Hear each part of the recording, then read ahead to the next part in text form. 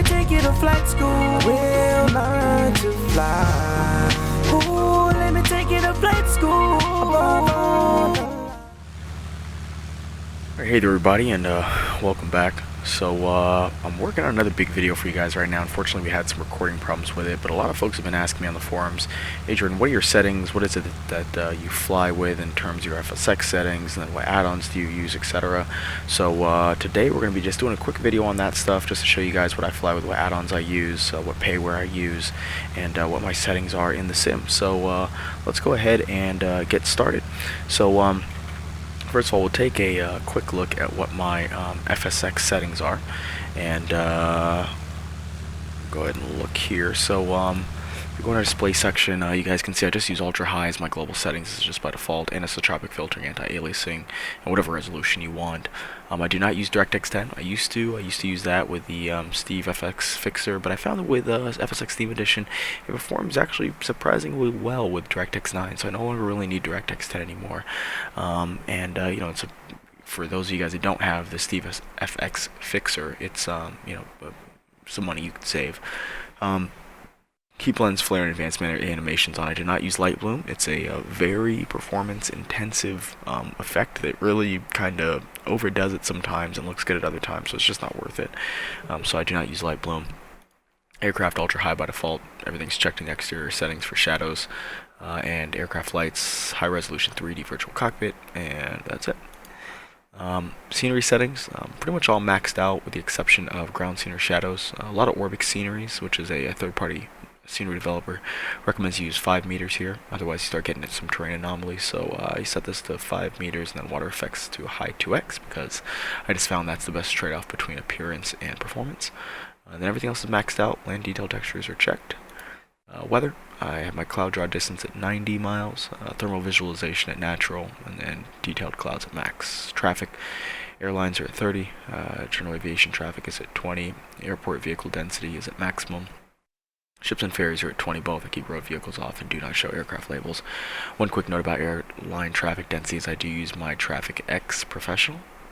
So that, you know, 30 may not look that high, but when you're using my Fsx, it's actually very, very high. It's actually kind of hard to find gates that are open with a setting at high with my Fsx Professional. And then for airport vehicle density, I use GSX by FSDT by FS Dream Team.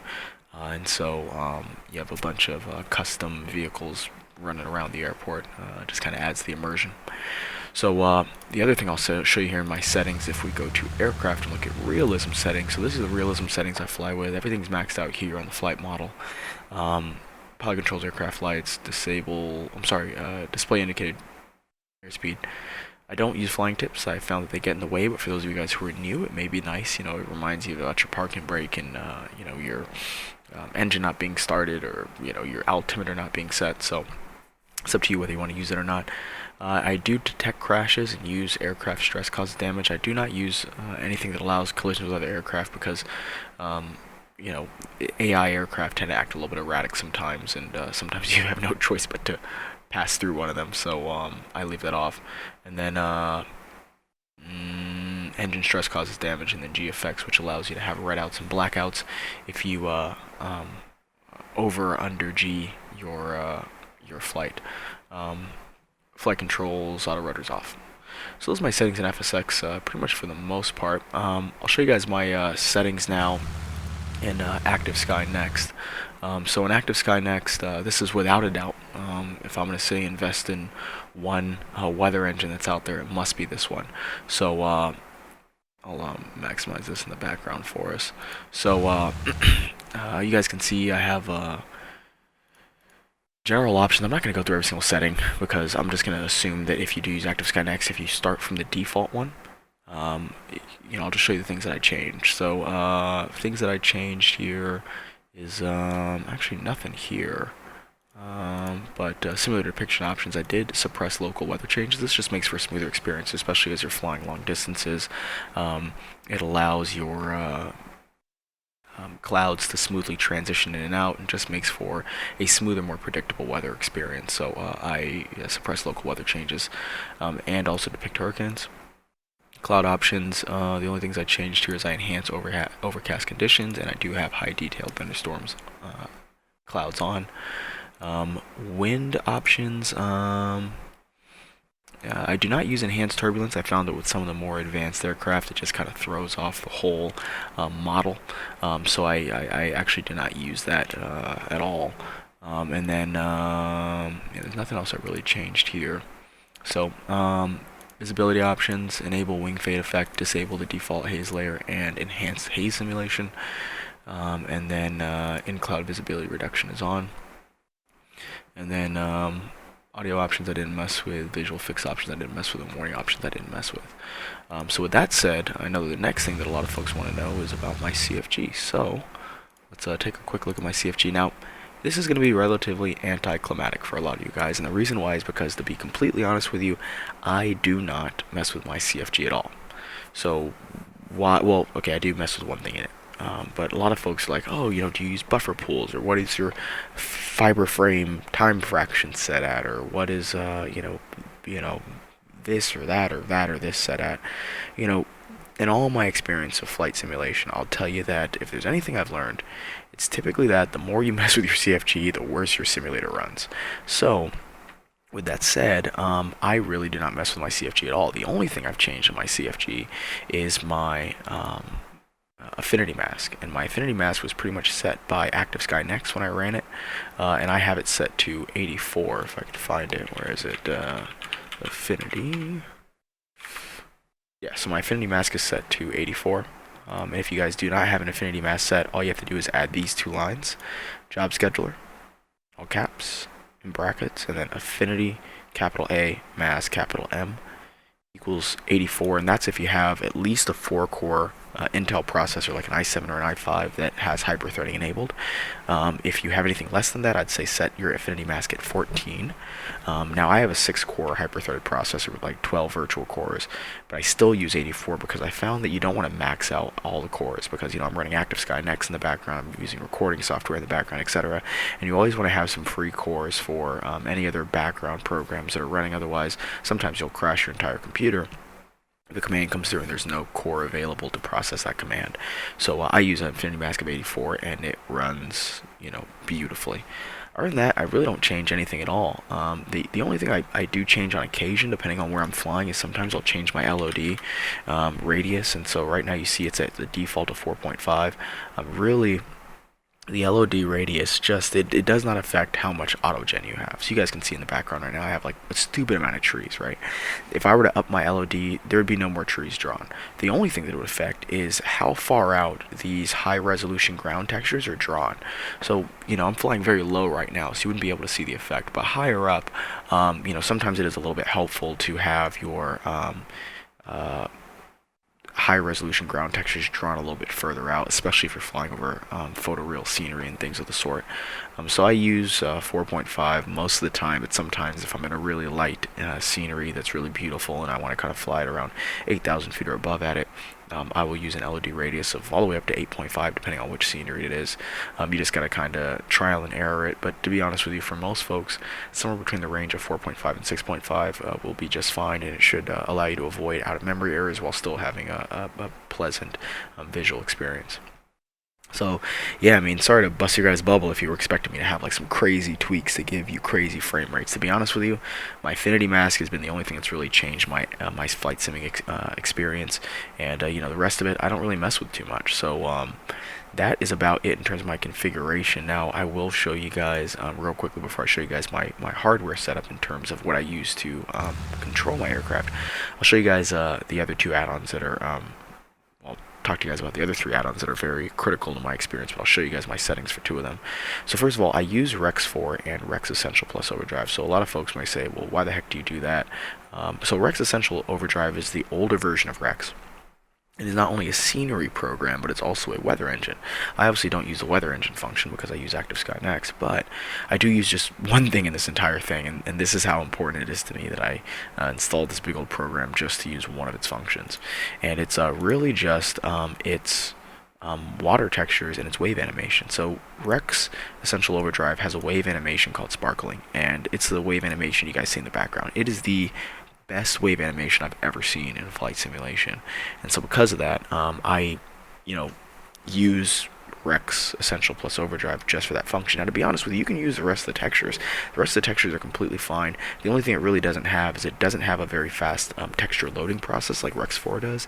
And of course, it does not have soft clouds integrated, which soft clouds is what you guys see up there in the sky is, super important to me. It gives you that volumetric effect. So, really I just have RexEsssential+Overdrive installed just for the sparkling textures. And, as you guys can see, they are absolutely gorgeous. So that's it. And then Rex 4 is what I use for the rest of my textures. So I do have soft clouds installed on it as well. I mean, I'd tell you guys that if you want something for cheap that's going to really change the way your FSX looks, I'd say get soft clouds. It's like $10, and it gives you the best looking clouds money can buy for like $10. So anyways, I'll show you guys my settings. And for anybody who just wants to save themselves the time and just go, find my settings, if you do have Rex 4, you can actually just search for JK's Rex 4, JKSREX4, and I shared it with the community, and you can just take my settings and install it to your sim if you'd like. But I use the more important stuff I think most people will be interested in is set 16 for my cirrus clouds, set 30 for soft clouds. For my sky, I use glacial, misty sky, and July heat for dawn, day, and dusk. And then the other important stuff, I guess, is, I don't know if any of this other stuff is important to you guys, but set 13 for asphalt, set 9 for concrete, set 2 for the marks, set 8 for asphalt, set 2 for concrete in terms of the taxiways, and then old and worn for my marks, and that's about it. 4-point subtle for the lights. I fly out of mostly payware airports, so I don't really use these textures that much because I don't fly out of stock airports that much. But for those of you guys who would like, those are my settings. So my sky, my clouds, and my water, and that's pretty much what I use to get my sim looking the way that it does in the background right now. The last thing I would say, which is the most critical of all the add-ons money can buy, is FTX Global and FTX Vector. So FTX Global is a global scenery texture pack that just completely transforms the way that the textures in the game look. So we're talking mountains, forests, tundras, cities, you name it. Changes the autogen, changes the base layers, it changes everything and just completely transforms the way that the sim looks. So I could not imagine not using it. There are some freeware alternatives out there. In fact, if you guys watch my freeware video, you will see some freeware options out there. But for me, it's worth the price to just buy FTX Global. It's a game changer. The other thing from Orbx that I use is FTX Vector, and that basically, if you guys look at my top-down view here, you guys will see that my land is very, very precisely cut out. There's no like blocky edges or anything like that, and that's because of Vector. So Vector is an FTX Global program that basically draws everything from the raw outlines of towns to streets, freeways, highways, little lakes, rivers, heck, even ponds in some cases, and then also draws the beaches and the shorelines of terrain. So that's why this looks so true to life, because it pretty much maps the entire world on a very, very precise basis for land and terrain borders. So I definitely think that's a worthy investment as well. Another great thing about it is it helps correct airport elevation issues that some people have, especially if you're flying around and you notice that your airport is like sunken into the ground or sits on a high plateau. It'll help fix those things for you as well. So those are my settings in a nutshell. So with that said, let's go ahead and take a quick look at the hardware. So this is my desk for the most part, and over here I keep some of my real world flight stuff. Not stuff I use in the sim, but when I'm flight planning or I'm getting ready for a real flight, I use my kneeboard, my E6B, got my checklist from my flying club, and my pilot logbook. Also use my iPad for when I'm using for a flight for real world flight planning. You guys have seen the PC before. in my Homer video. I use Astro A50s as my headset. My little smartwatch is really just a clock for me. And then down here is really where the meat and potatoes are. So here's my Scitech setup. You guys see my throttle quadrant over here. So nothing really fancy. Just 3 levers. These I use for spoilers, that for flaps, and then this is my throttle. Over here you guys see my switch panel. And it's basically just a bunch of lights, my landing gear, and then also these switches that you'll see here for a starter or for magnetos. Up here you see my autopilot panel, and so I can change the autopilot settings, and then those are the autopilot buttons, my auto throttle, my pitch trim, and my flaps. It's actually redundant to the flaps down here, but for smaller aircraft it adds some realism. And then this is probably the most important part. So here's my my instrument display, or my multi-function display. So if we look up here at my NGX, you know, when I want to keep my eyes on my engine instruments while I'm starting up, I can use this as an instrument display, but I can also use it for other things like a MFD. So, you know, this allows me to see, you know, my vertical speed, my heading, my course, my DME, my QNH, my outside air temperature, and it also shows me a flight director when I'm shooting like an ILS approach or something like that. So if you think about a comparison to real life, as you're shooting a real life approach, you know, instead of having to look around in the virtual cockpit, I can keep my eyes out the window, and I can look down here to look at my flight director while I'm shooting my approach. Instead of having to look up and down in the virtual cockpit, I can just use my eyes more naturally. So that's very important for me. Then I have a Scitech Yoke, which is a, you know, standard old Scitech Yoke. You guys have seen these probably before. And then down below I use my rudder pedals. I think that if I were to tell anybody about hardware to invest in, I'd say invest in a yoke and some rudders and a good throttle quadrant to allow you to independently control your ailerons and your elevator from your rudder controls, and also of course get more precise control with your throttle quadrant. So you know, I think that gives you the most realistic feel for a relatively good price, especially if you're flying heavier birds. It gives you the you know, best control possible, even while you're flying your sim. So let's see. Other than that, you know, other than my flying controls, you guys have seen the monitor before. Also my little track IR device up there, and up here I keep 2 external hard drives, which I use to back up my FSX, along with keep some external sceneries to free up space in my SSDs. So that's my hardware setup in a nutshell. Alright, so hopefully that was helpful, everybody. And one thing I do want to point out is that if you notice where we started our flight and then where we're ending it are the same places that we started and ended our freeware showcase. And the reason for that is that I want you guys to be able to see the difference between freeware and payware, just in terms of its quality. And I have no idea what those little houses are floating up there, but you know, overall you can see that the quality of the payware is you know, pretty significant over, of course, stock Fsx, and then of course over the freeware that's available out there. Even if you look down there at that town, you can see how detailed the roads are and how much more lush it looks.